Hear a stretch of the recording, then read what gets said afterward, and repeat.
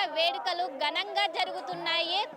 మొదట ఆషాఢ బోనంలో మొదటి ఆదివారం జగదాంబిక అమ్మవారికి తొలి బోనం సమర్పించాక నగర వ్యాప్తంగా అన్ని ఆలయాల్లో ఈ బోనాలు అనేవి జరుగుతుంటాయి. మొన్న మొదటి ఆదివారం రోజు అమ్మవారికి ఎంతో అంగరంగ వైభవంగా బోనాల పండుగ అనేది జరిగింది. ఈ రోజు రెండో ఆదివారం రోజు కూడా అదే విధంగా అదే తరహాలో ఇక్కడ గోల్కొండలో బోనాల వేడుకలు అనేది జరుగుతున్నది. నగర ప్రజలు పెద్ద ఎత్తున తరలి వచ్చి అమ్మవారిని బోనాలు సమర్పించేందుకు వస్తున్నారు. ఒకవైపు ఇంటి దగ్గర నుంచి ఇక్కడికి వచ్చి ఇక్కడే గోల్కొండ కోటల కింద బోనాలు అనేవి తయారు చేసి పైకి అమ్మవారికి తీసుకెళ్తున్నారు. మనం విజువల్స్ లో చూసుకోవచ్చు. మొత్తం కూడా నగర వ్యాప్తంగా ఉన్న అందరూ కదిలి వచ్చి ఇక్కడికి వచ్చి అమ్మవారికి బోనాలు చేస్తున్నారు. మొత్తం ఒక పండుగ వాతావరణం కనిపిస్తుంది. ఎక్కడ చూసినా కూడా నగరంలో ఎక్కడ చూసినా కూడా ఆషాఢ బోనాల ఉత్సవాలు మనకు కనిపిస్తున్నాయి. మొత్తం నగరం మొత్తం కూడా ధూమ్ ధామ్ గా ఉందని చెప్పుకోవచ్చు. ప్రస్తుతం మనతో పాటు మనం బోనం కూడా చూసుకోవచ్చు ఎంత అందంగా తీర్చిదిద్దారో. ఒకవైపు పసుపు కుంకుమ, అదేవిధంగా విభూతి, ఇది మొత్తము ఇంకోవైపు వేపాకులు, చాలా అందంగా బోనాలు అనేది తీర్చిదిద్దారు. ప్రస్తుతం మనతో పాటు ఇక్కడున్న పబ్లిక్ ఉన్నారు, వారితో మాట్లాడదాం. అమ్మ చెప్పండి, ఇది పూజించడానికి ఎంత టైం పట్టింది? పడుతుందమ్మా, పావు గంట పడుతుంది అన్ని తయారు చేయాలంటే, అర్ధగంట. ఎక్కడి నుంచి వచ్చారు? మేమా జగదీర్గుట్ట నుంచి కూకుడుపల్లికి వెళ్ళి జగదీర్గుట్ట ఉంది కదా, గుట్టకెళ్ళి వచ్చిన. అంటే మొదటిసారి అమ్మవారికి బోనం సమర్పించాడు. బోనం ఇప్పుడు మా ఆయన ఉన్నప్పుడు చేసిండు 40 ఏళ్ళ కింద. ఇప్పుడు మళ్ళీ నేను చేస్తున్నా.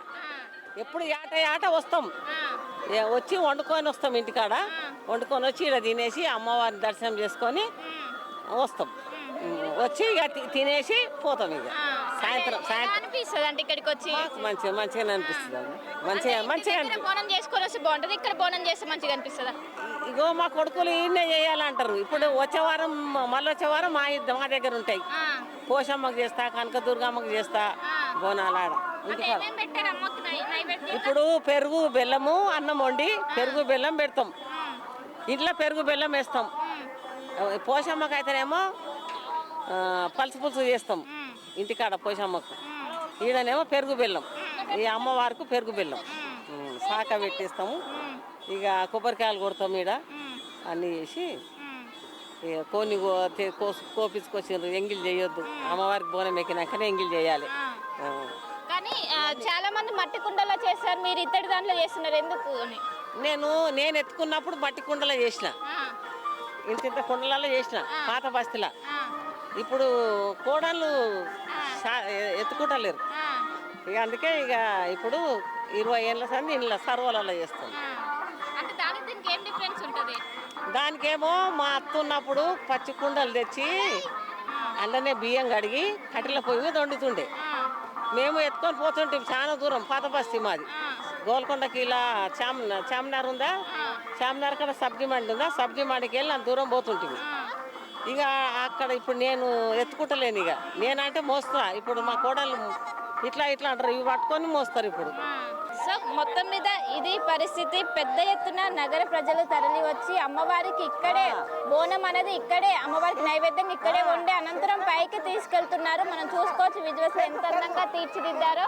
మొత్తం మీద చిన్న పెద్ద తేడా లేకుండా ప్రతి ఒక్కరు ఈ బోనాల పండుగని ఎంతో అంగరంగ వైభవంగా జరుపుకుంటున్నారు. ఒకవైపు వర్షం వస్తున్నా కూడా దాన్ని మాత్రం లెక్క చేయకుండా బోనాల పండుగ అనేది జరుపుకుంటున్నారు.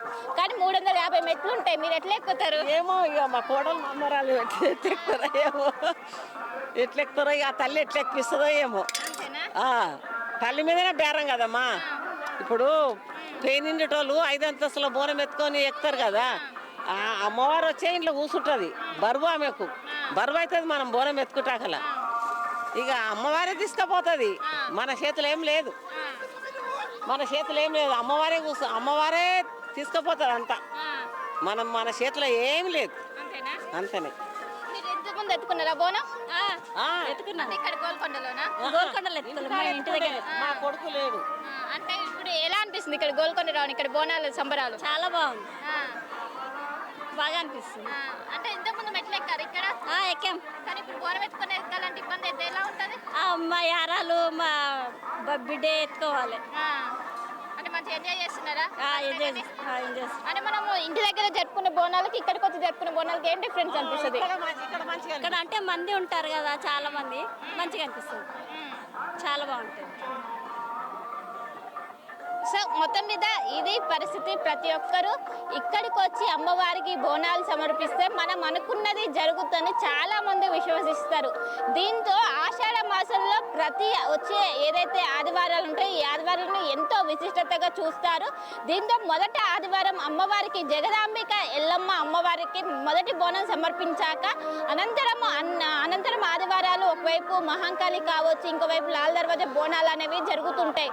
కానీ మొదటి బోనం ఇక్కడే, మళ్ళీ చివరి బోనం కూడా ఇక్కడే.